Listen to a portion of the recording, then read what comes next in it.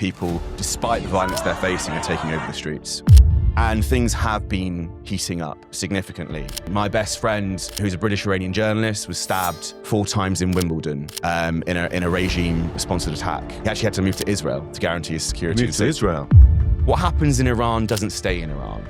It affects us here in the UK. This is a regime that has a slogan, death to England. There have been more than 20 foiled terror plots on British soil. It is in Britain's interests for the collapse of this totalitarian Islamist dictatorship that not only hates us, but proactively wants to hurt us. But when we come to the airstrikes and the potential targets, where do you think it would be best to apply military force to achieve the effect we need? As of today, we heard that the executions are going to be starting. No court case, they're literally going to start executing protesters. And people on the left here, the two things that I think we can take away from the fact they've been so silent about Iran is, number one, their concern about human rights, which they make more of a show of than anybody else, is nothing but a political weapon. Absolutely. They don't really mean it, because if they really meant it, they would mean it when it comes to Iran. Absolutely. And number two, they and the Iranian regime have something in common. They hate Israel and Jews. Absolutely. That is ultimately comes down to that. Even the mainstream media's position, it's getting better now, but it's been pretty awful. Hello, and thank you for joining us on The Brink. I'm Andrew Fox. And I'm Jake Wallace-Simons. Now, as promised, we have an Iran deep dive for you this week, telling you everything you need to know about what's going on there right now and what's coming next, with one of Britain's foremost Iran experts, Kasra Aarabi. Kasra, Director of IRGC Research at the United Against a Nuclear Iran think tank, was formerly the Iran Programme Lead at the Tony Blair Institute for Global Change. He's a native Farsi speaker with a network of sources inside the regime. If you're enjoying our podcast, as ever, don't forget to like, subscribe, leave a comment, and share it. And if you're listening on audio, give the podcast 5 stars. And there are still a few tickets left for our first ever The Brink live event at JW3 in North London on the 19th of January with Brendan O'Neill and Rachel Riley. So feel free to jump onto their website, JW3, and snap up those final tickets. And now, without further ado, we present Kasra Aarabi on The Brink. Kasra Aarabi, thank you for joining us on The Brink. Thank you for having me. Busy time, troubling time. Indeed. What's the latest? What we've got now is the situation on the ground. We're seeing the regime is escalating its violence to unprecedented levels. We have just heard through unconfirmed reports that death toll is actually a lot higher than previously thought. We're looking at a figure close to 7,000 now. Which is truly horrific. The regime has simultaneously shut down the internet to censor the bloodshed. It wants to quickly suppress the protests in the hope that basically it can deter US strikes against its suppressive apparatus. That's its main objective right now. And on today, right now, in the day, we've seen that they've mobilized their support base. They're trying to claim that things are normal. Nothing is going on here. But at nighttime, the people, despite the violence they're facing, are taking over the streets. And how does 7,000 compare to, say, previous protest rounds that we've seen in Iran? Really horrific, really. If we saw, it's not surprising.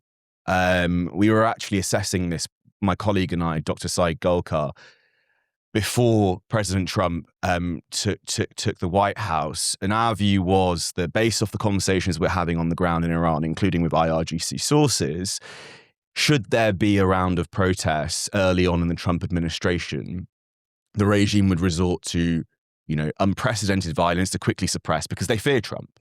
They believe that Trump will act. They can't predict how he will act. Obviously, he has acted. He struck their nuclear facilities. That's unprecedented. No US president has done that. And killed Soleimani in this. And killed Soleimani. So we expected the regime to unleash kind of hell on the streets. Relative to the previous protests in 2019, that was when President Trump was also in the White House, it repeated similar tactics. So we saw 1,500 civilians killed in just a few days. Now we're seeing this on steroids. So yeah, relative to the other protests, this is unprecedented in nature in terms of the violence they're using. It's only going to get worse unless we see targeted US strikes. That's the only thing at this stage that can deter and stop the violence. Well, let's take a step back from the events right now and just talk a bit about your background, where you're coming from, and your perspective on all this, first of all. Sure. And what would you like to know? Well, your connection with Iran, how long you've been working on it, what Yes. your job is, and where you get your insights from. Sure. So, I mean, I've been working in this space now for a decade. You're of Iranian heritage. Iranian heritage. Born here. Parents are from Iran. I am a native Farsi speaker. Have been focused on this particular space, looking at the military security intelligence apparatus in Iran for a decade now. Throughout that decade, I've held multiple positions, including leading Tony Blair's work on Iran at the Tony Blair Institute.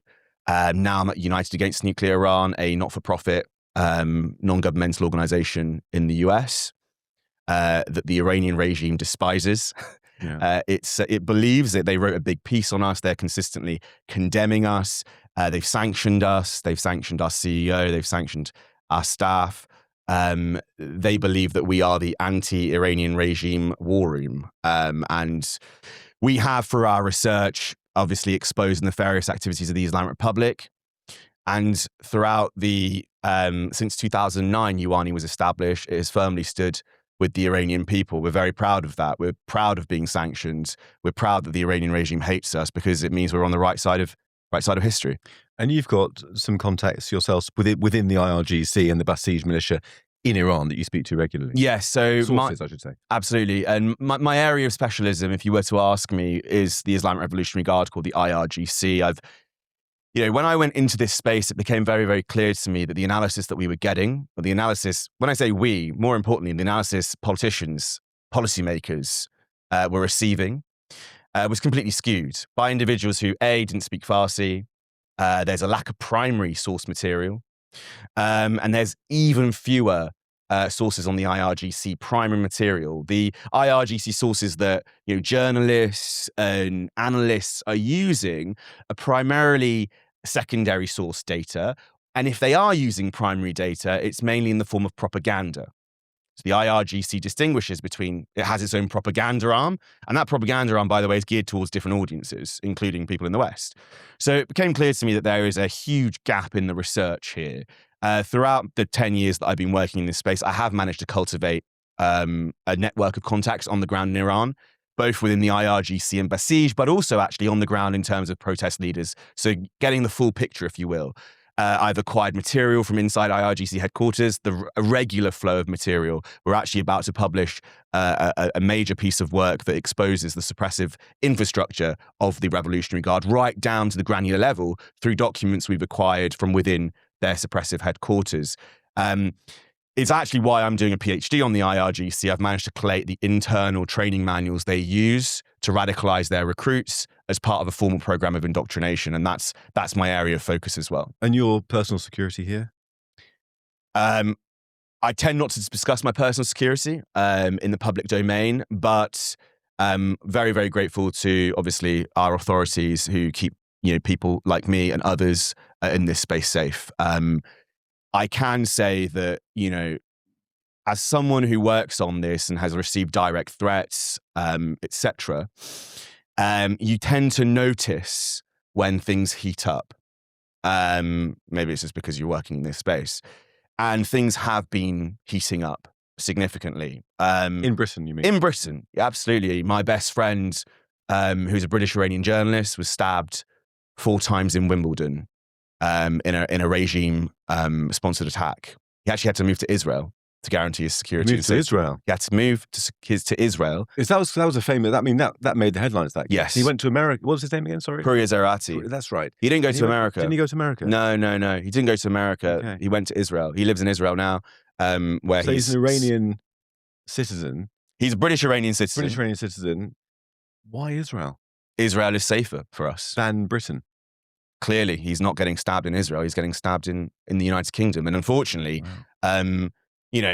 I remember at the time, as I said, as someone who works in this space, you expect the level of threat, right? You expect, you guys work in a similar space. You've been on the front line. You expect the level of threat. When it happens to someone that's so close to you, it does hit in a different way. And I remember, I was one of the very few people that was in direct contact with Puri at the time, obviously taken to a safe house, et cetera, when he was in the UK before he left to Israel. And I remember just a few days after, the IRGC's fingerprints all over this, SO15 intervened straight away. There were wanted dead or alive posters erected across Tehran with his image during the Mahsa Amini 2023 protest. So-called journalists of the regime who are affiliated with the IRGC mayor was threatening online, saying that we're going to put you in a body bag. I was sharing this material consistently at the time to make sure that there were eyes on it. Despite all of this, a few days after this attack on British soil in Wimbledon, of all places, our Foreign Secretary at the time, Lord Cameron, came out and said it's not in Britain's interest to proscribe the IRGC. So really, in Britain, and this is what I really want to stress, and I'm sure we'll talk about it today, when we talk about Iran, and your viewers, I'm sure this will be of interest to your viewers and listeners, what happens in Iran doesn't stay in Iran. It affects us here in the UK. This is a regime that has a slogan, an official slogan, death to England. There have been more than 20 foiled terror plots on British soil, but not all of them have been foiled. Case in point being my friend who got stabbed. This regime has also built an infrastructure in the United Kingdom designed to radicalize British nationals, designed to spread homegrown Islamist radicalization and anti-Semitism in its most extreme kind. So what happens in Iran isn't just confined to Iran. That's why we should care, because the fall of this regime would result in a government that replaces it, a system that replaces it that would be friendly to the United Kingdom.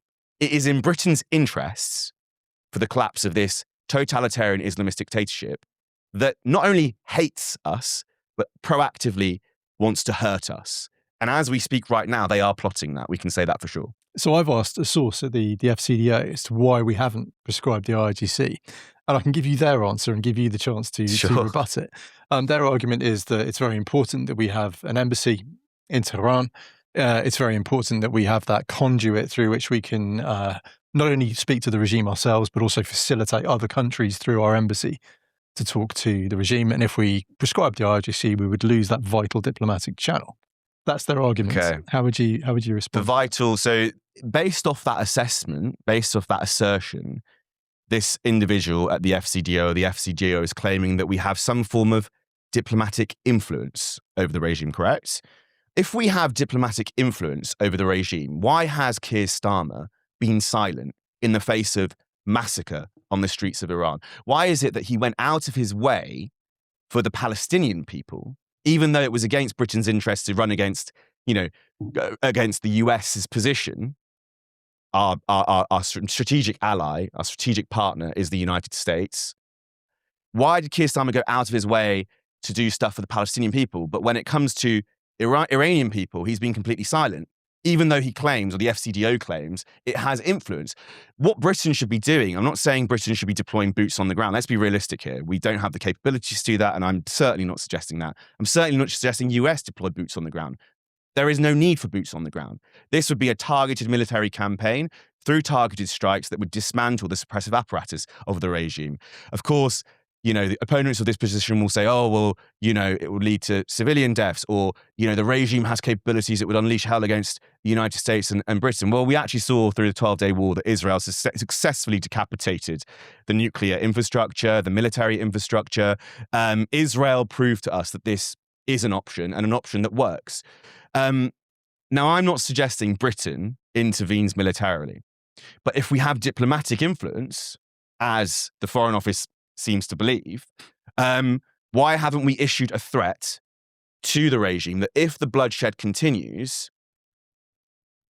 we will fully diplomatically isolate the regime?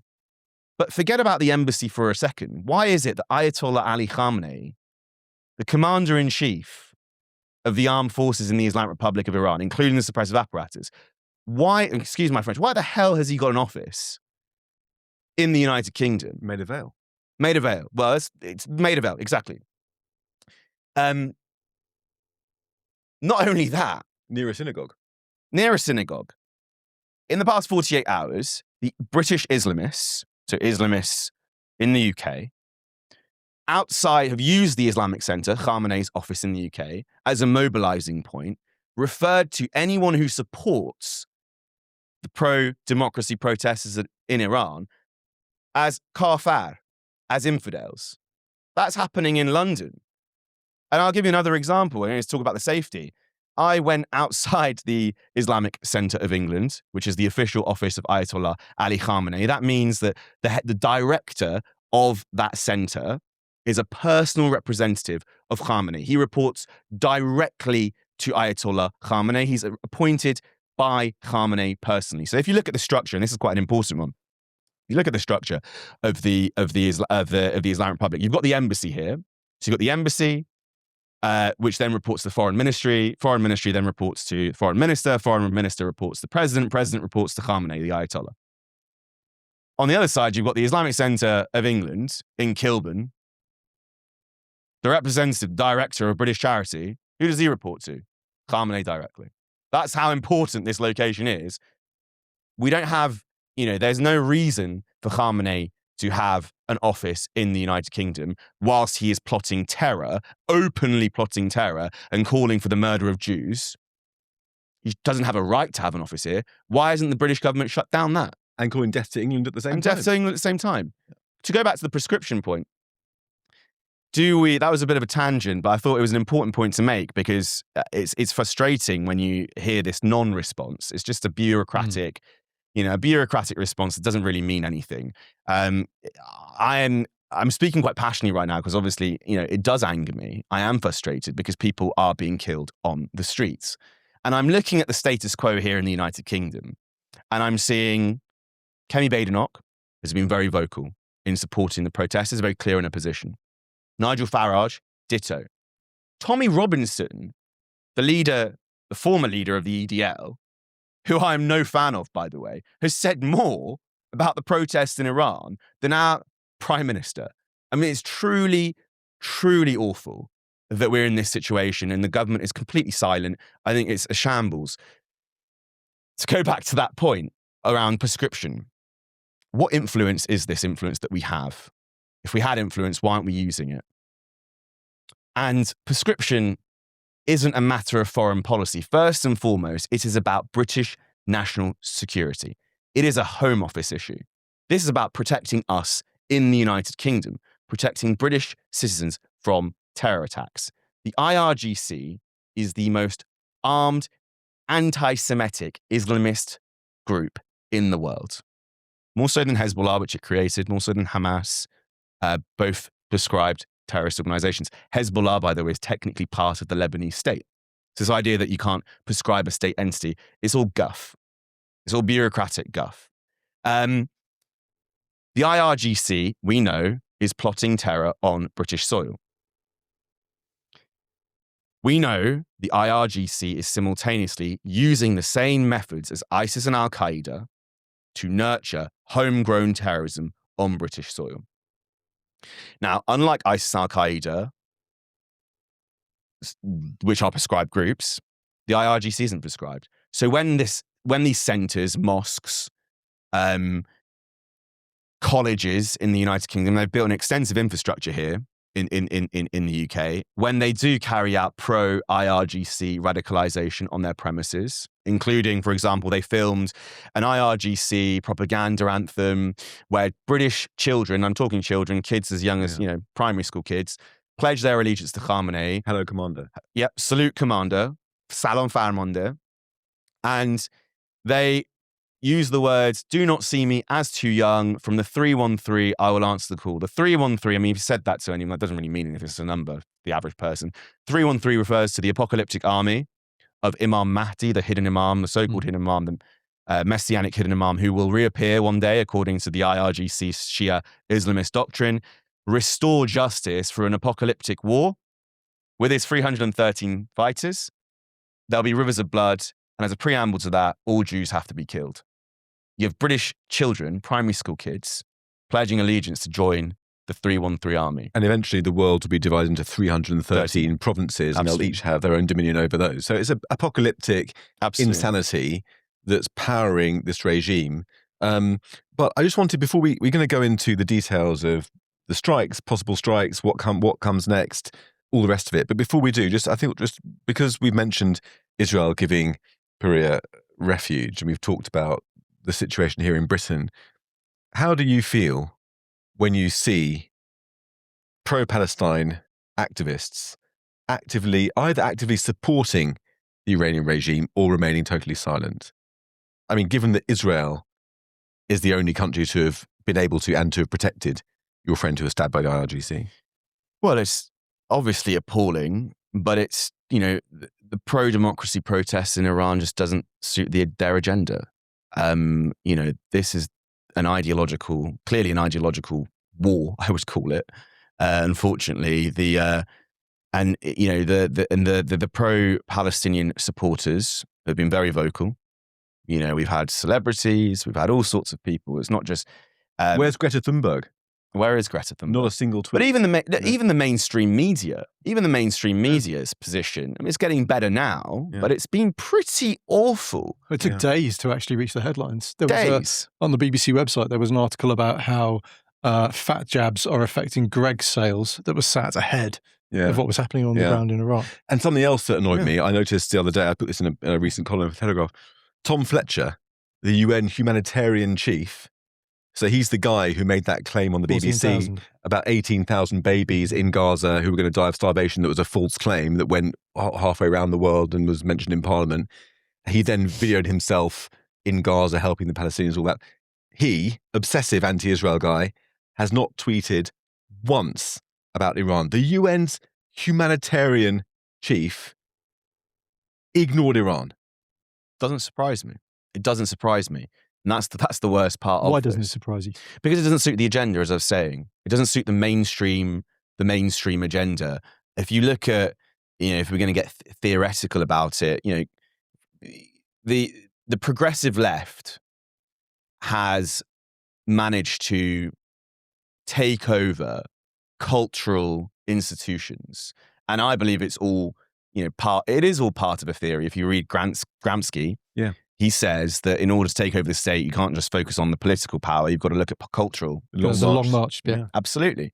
And we've seen that take place. I mean, we can't deny it. We're seeing it across universities. Yeah, we're seeing it across media. And this narrative, which is far left, despises Israel, and the roots of that hatred goes back to anti-Semitism. There's no doubt about it. Despises the US-led liberal order.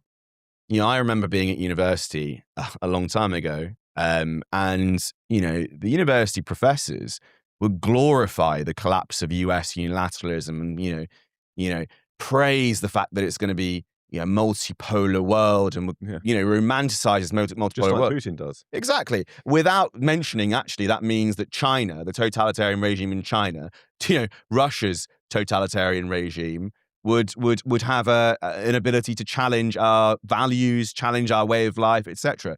So it doesn't fit the narrative. Look, in Iran, the people are supportive of Donald Trump. President Trump's statements have mobilized people on the streets in Iran. In Iran, people are supportive of Israel.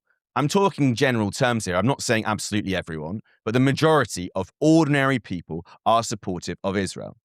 The regime wasn't able to do you remember during the 12-day war, you had these propagandists, lobbyists on the news, this war would lead to a rally around the flag effect. It would lead to the regime, being able to win back support. Well, what we're seeing now completely debunks that. Yeah. So Iran, what we're seeing in Iran doesn't fit the narrative. People would rather side with Khamenei, the mainstream narrative, would rather side with Khamenei than admit Israel and Trump are right on an issue. Yeah, and people on the left here, I mean, the two things that I think we can take away from the fact they've been so silent about Iran is, number one, their concern about human rights, which they make more of a show of than anybody else, is nothing but a political weapon. Absolutely. They don't really mean it, because if they really meant it, they would mean it when it comes to Iran. Absolutely. And number two, they and the Iranian regime have something in common. They hate Israel and Jews. Absolutely. That is ultimately, it comes down to that. I genuinely believe that. I actually think if you look at Owen Jones, I mean, he's been pretty transparent.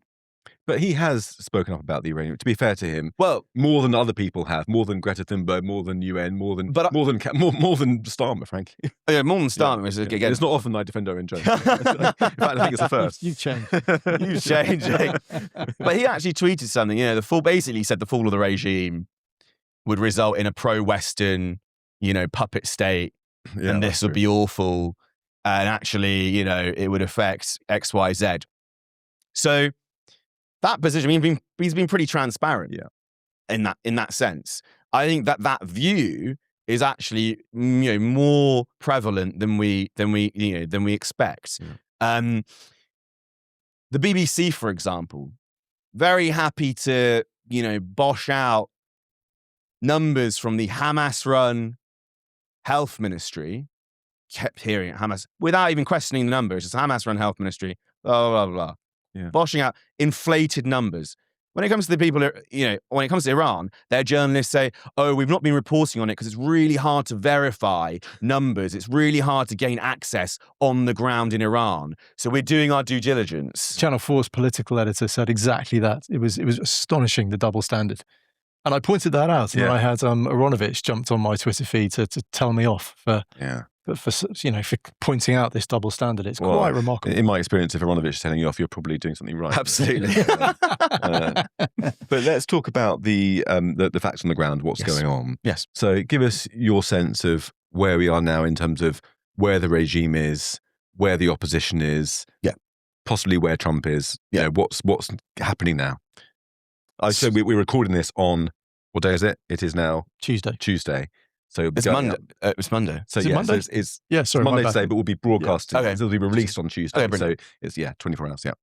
So the situation as is, the regime, as I said, is escalating its violence, and we're seeing unprecedented violence. We have confirmation through the very few people that we have spoken to in the country, because there's a complete internet blackout. The very few people we have managed to speak to have confirmed that military-grade weapons are being used on unarmed civilians. What do you mean by military grade? Weapons that you would expect in a war zone. Like? Weapons that you're seeing being deployed. We're talking belt-fed weapons, or? I'm not a weapons expert, but you're seeing, if you distinguish between weapons and tools that are used to suppress protests. Like more than small arms? More than small arms. Okay. More than small arms. The regime has a history in doing this. We saw in the 2022-2023 protests, it used pharmaceutical-based chemical weapons against Iranian women. The regime is applying this violence in an unprecedented manner, in the sense that the level of violence, the scale of it, is unprecedented in the duration that we've seen. So we have, again, unconfirmed reports that the death toll is a lot higher than previously put. Conservative estimates have put it at 3,000 early this morning. We're now hearing that that's gone up to 7,000. And where have you got that from? Who's telling you? Sources inside of the country. So like regime sources, or a combination of sources that we're speaking to. So multiple sources have given us the same. Look, there aren't that many. I'll be completely honest. Yeah. It's very hard to speak with people in Iran right now. I've not been able to speak to any family members because not everyone has access to Starlink or a form of communication that is connected to the outside, because there is a total internet blackout.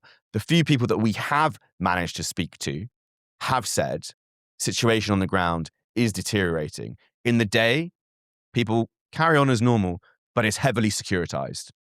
So to the point where Iran's already a heavily securitized environment, but the point where people don't speak to each other, people are just going about daily lives, get the essentials. In the evening, the people take over the streets.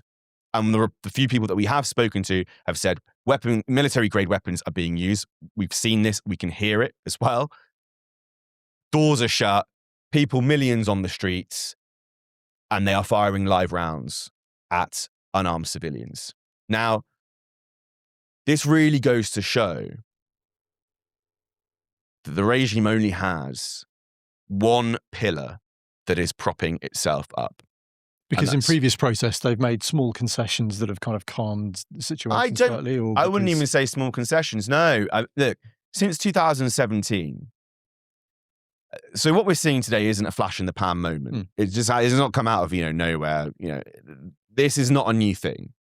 Since 2017, we have seen a different trend of unrest in Iran, a different protest movement, one that is explicitly anti-regime. It is calling for the downfall of the Islamic Republic in its entirety, not reform, downfall. And since then, we've seen this protest movement occur and reoccur again and again. It's 2017, 2019, 2022, 2023, and now. So protests in Iran are increasing in size, scale, frequency, and the regime is resorting to more violence to be able to survive. That's also, by the way, a symptom of the fact that the younger members of the Basij and IRGC are far more radical. And we can unpack that if you want later. But to go back to the situation status quo right now, the violence is increasing. The regime is only surviving through one pillar, suppression. Doesn't have anything else. Doesn't have legitimacy. It's lost its propaganda. It effectively is only holding power, authority, because it is fully armed and fully radicalized. And the other side, the Iranian people on the streets, they are unarmed.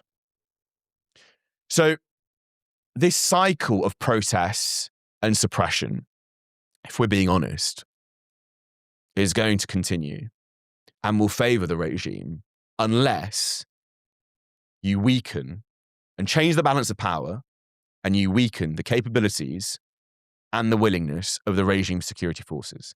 That's a realistic assessment. And realistically, again, this final point, that can only happen through an external power targeting them through surgical military strikes. Without that, unarmed protesters, despite this, the brave, truly heroic men and women of Iran are taking the streets unarmed, and the violence will continue until that balance of power shifts. And I think it's worth drawing out the scope of the violence as well, because it's not just those mown down on the streets in cold blood. They've also taken tens of thousands of prisoners. Yes. And they're now fast-tracking executions of prisoners as well, as I understand it. Yes. Do you have a scale of the sort of scope of how many people? So the executions are starting. As of today, we heard that the executions are going to be starting. And that's, no court case. They're literally going to start executing protesters. The violence they're using as well. I mean, I remember, I spoke to a journalist who phoned me up during the Mahsa Amini protests and said, oh, well, the death toll's only 500. They've been, relatively, conservative. They're not shooting at people to kill. And I said, well, hang on a second. They've got a systematic campaign to blind Iranian young men and women. So thousands were intentionally blinded. I speak to those victims who have been blinded and scarred for life. I mean, their lives have been changed permanently forever. That's with shotguns. Shotguns. Shots directly to their snipers, directly to eyes. Targeted campaign, a systematic and coordinated campaign. Thousands were intentionally blinded. They're applying those tactics today as well. Obviously, that doesn't come out in the death toll. But the death toll as it stands, it looks like it's close to 7,000, or as high as 7,000. And that violence, as I said, will continue. They are detaining tens of thousands of people, and they will start executing. They've said they're going to start executing. This regime with the highest per capita execution rate in the world. Yeah, and even before I don't know if you remember, there was a flurry of Western propaganda. Unfortunately, that's how I would call it: propaganda in the West, regime propaganda articulated and disseminated in Western mainstream media outlets that the regime had relaxed hijab laws, and actually socially the regime was, turning into a liberal state, which was all obviously nonsense. They looked over the fact that it had, during that period, the highest number of executions that we've ever seen in Iran in terms of the short period of time and the frequency and the numbers. Situation is going to get worse unless, I'll go back to that point, unless there are strikes. That's at the moment, at this stage, and even if it calms down, even if they're able to suppress their way out of this round of protests, this will reappear again in a few months. And this cycle of protests and suppression will continue. So I know you wanted to ask about strikes, but perhaps before we do that, maybe it's worth looking at what the regime apparatus constitutes. There's been a lot of speculation about when the moment might come where the regime's apparatus fragments, people defect or turn against the regime, the difference between the police, the Basij, the IRGC, the MOIS and all the other agencies that there are. Can you just map out just the infrastructure of repression that the regime has? We'll be here all day. Briefly. And then, wave top. and then what the chances are, in your view, of that fragmenting and turning on itself? So, if we look at the domestic security apparatus, spearheaded and controlled really by the Islamic Revolutionary Guard Corps, and I'll explain different layers. About 150,000 men in that, roughly? Yeah. But we've got the domestic infrastructure. So Iran's 31 provinces. We've got an upcoming report on this that exposes the infrastructure right down to the granular neighborhood level. And we have got that's going to be published very, very soon. Now, there are 11 security military headquarters spread across 31 provinces. Those 11, they basically divide those 31 provinces and control as an average of 3 provinces per security military headquarters. That's a domestic infrastructure. So those security military headquarters, if you think of that as the kind of the commanding aspect, beneath them you have the provincial guard. So every province in Iran has its own provincial force. They effectively act as the military chiefs, the security chiefs of that province. Below that, they divide the province into regional zones. So each regional zone, each province, city has its own regional zone with its apparatus. So they imagine you've got, for example, Tehran. There are 23 regional zones in Tehran. So quite small, quite small, these zones then. So there are 22 municipality zones in Tehran. There are 23 regional zones. So you've got the provincial guard, then you've got the regional zones. Below the regional zones, you've got the municipality district bases. So you've got the military security headquarters. Beneath that, you've got the provincial guard. Beneath that, you've got the regional zone bases. Beneath that, you've got the municipality district bases. Beneath that, you've got the municipality neighborhood bases. So there's someone watching you on your block all the time, like the Stasi. Yeah. And that's just the IRGC. That's the IRGC. They're armed, fanatical, Radicalized,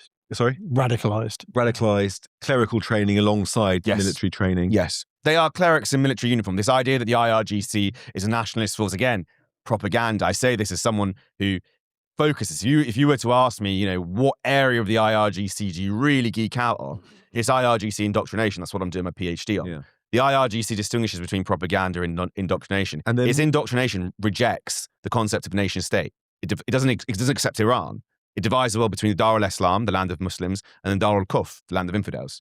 It doesn't have Iran in its name. If it refers to Iran, it refers to it as Islamic Iran, Iran Islami. This is a highly radicalized Islamist extremist force. And more so since the war with Israel and the States. Yes. We're seeing that, for example, at the operational level, we're seeing the commanders are being purged, and we're seeing the younger ranks come up. The younger ranks, the 3rd and 4th generations of the IRGC, the generations that joined after 2000 and after 2010. This generation has undergone extensive indoctrination, more so than the previous generations. 50% of training in the IRGC is indoctrination. And they're being indoctrinated in a violent Islamic extremist ideology that is anti-Semitic to its core. In the textbooks, it openly says you have to wage war on Jews, not, Israelis, Jews. They must either accept Islam or they must be killed. And since the 12-day war, as it's called, the regime has reacted by purging I say moderates, not moderates, but they're older, complacent, corrupt commanders, replacing them with younger zealots, and also decentralizing their command structure. Tell us about that. And what so we saw obviously Israel's successful campaign where it managed to eliminate the senior military commanders very, very successfully, right? And it did so by that obviously affected the regime's ability to react, operate, in the immediate term. It hollowed out the command structure. The IRGC's response to that has been, okay, we're going to decentralize the command structure so that there's more power to those provincial guards. So each province, as I said, they act as the military chiefs. So these provincial commanders effectively aren't just operating as, so if you look at the provincial command, there's an infantry unit for external threats, and there's a security branch and infantry branch. The infantry branch, by the way, will intervene in times of crisis, domestic crisis. We saw it in 2022. They deployed their infantry units that are trained to fight external forces. They deployed them on the streets as well. So, are they there now? In the Saturday, I think it was Friday and Saturday, the whole country effectively went into state of emergency, code red, and they would have been deployed. Yeah. I think in the country right now is probably back to an orange threat level. There are various provinces as well. They will be in different higher security threat levels. It's back to orange. So from the regime's point of view, the worst has passed already. It depends on we had on Friday, I think it was Friday and Saturday and Sunday. It would have been Friday and Saturday with Monday today. On Friday and Saturday, we saw millions take to the streets. And we saw large geographical swathes of land they lost control. It went into a state of emergency threat level. This is fluid, by the way. They change very often.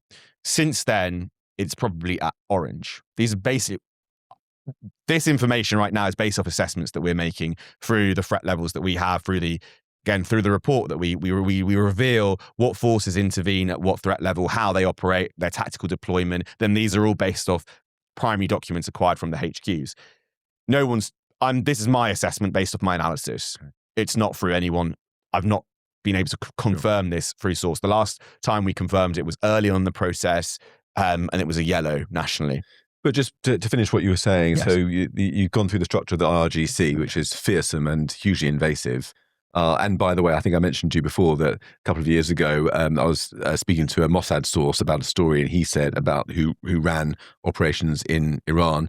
And he was saying that one of the things that makes it actually, ironically, easier for Mossad to operate there is the fact that they're spending so much of their resources watching all the ordinary citizens that you can kind of get in between the gaps and operate as a professional much more easily because they're so stretched watching the entire population. That's a fairly accurate assessment, because if you look, you often used to hear that the axis of resistance, the regime's invested such a huge amount of time, money, resource on building the axis of resistance, so-called axis of resistance, which has been decapitated, thankfully, by the state of Israel, that served British interests. Hezbollah and the others. Yeah, absolutely. Hezbollah, Hamas, and the others, and the fall of Syria, very important. That cut the main artery of Hezbollah. It cut the main artery of the regime.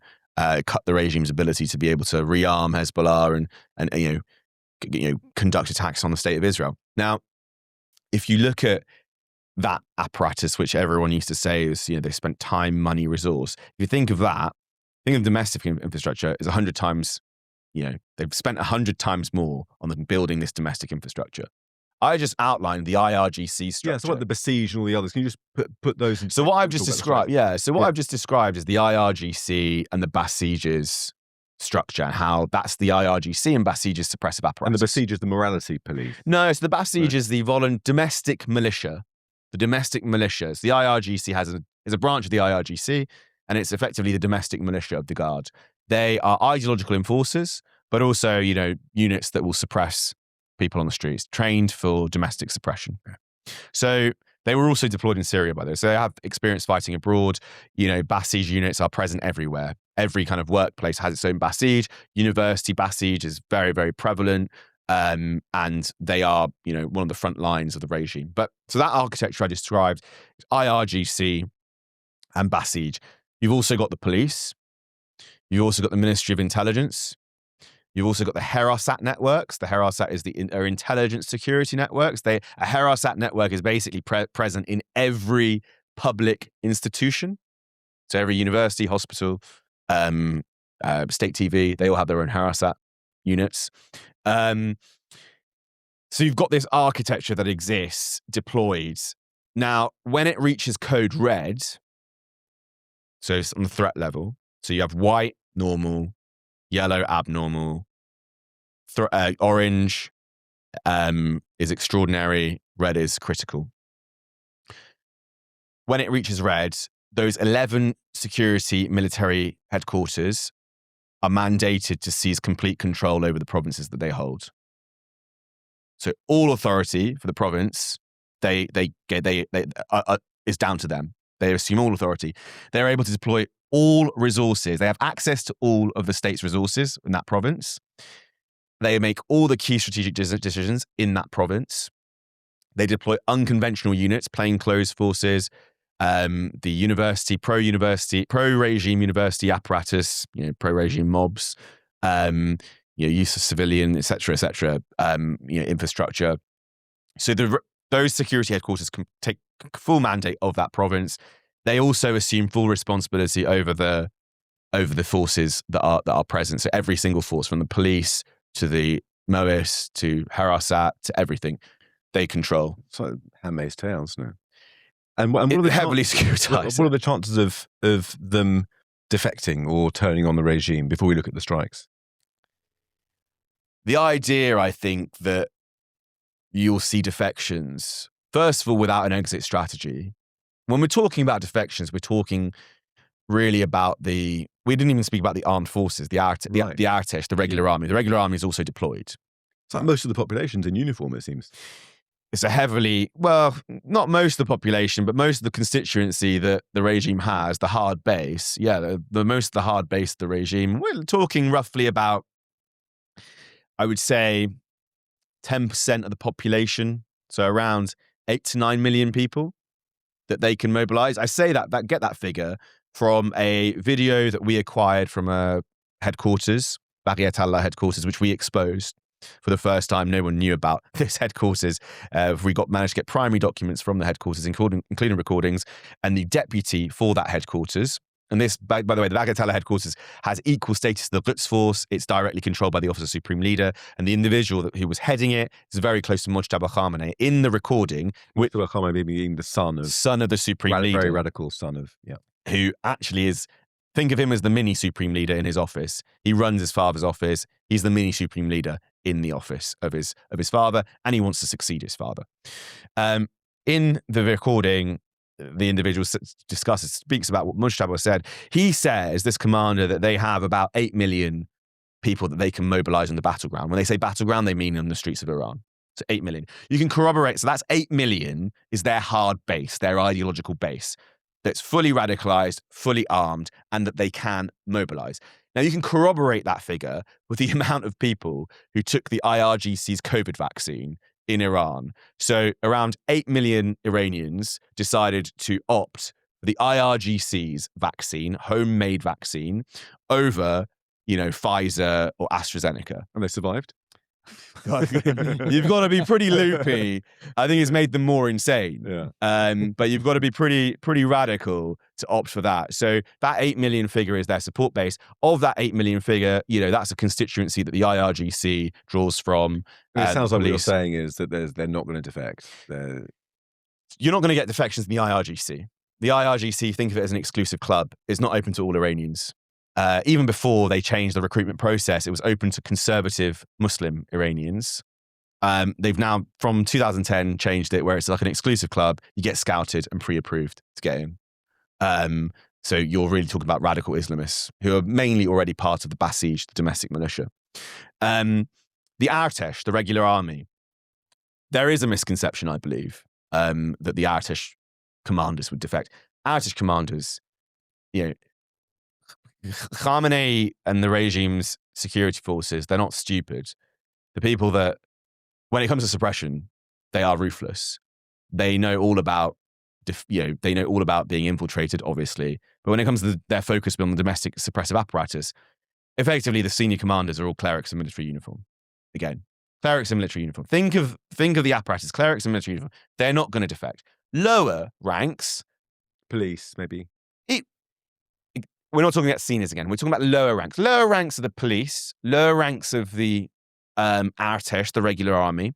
There have been signs of dissent, or at least a refusal to, necessarily carry out suppression in small towns and areas.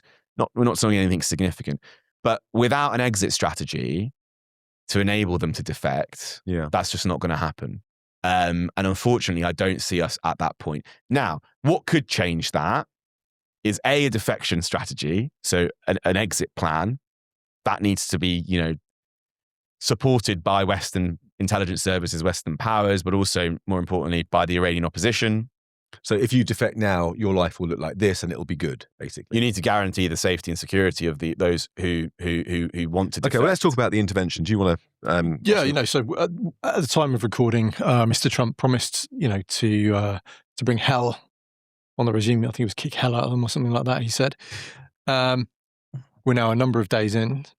As many as 7,000 people are dead. There's no aircraft carrier in the Gulf right now, so it might take a couple more days if they don't start using the assets they've got based around Al Udeid or maybe in Iraq. Now, there was some indication that perhaps there were aircraft in the air last night as a warning. I mean, it's a bit late, I would suggest, given that many people have already died. But when we come to the airstrikes and the potential targets, what do you think would actually have an effect on the ground at this point? Are we talking about taking out Khamenei? Are we talking about striking these headquarters you've articulated? Where do you think it would be best to apply military force to achieve the effect we need? If you've been enjoying the conversation so far, don't panic. To catch the rest of the episode, just head over to our Substack at thebrinkpodcast.co.uk.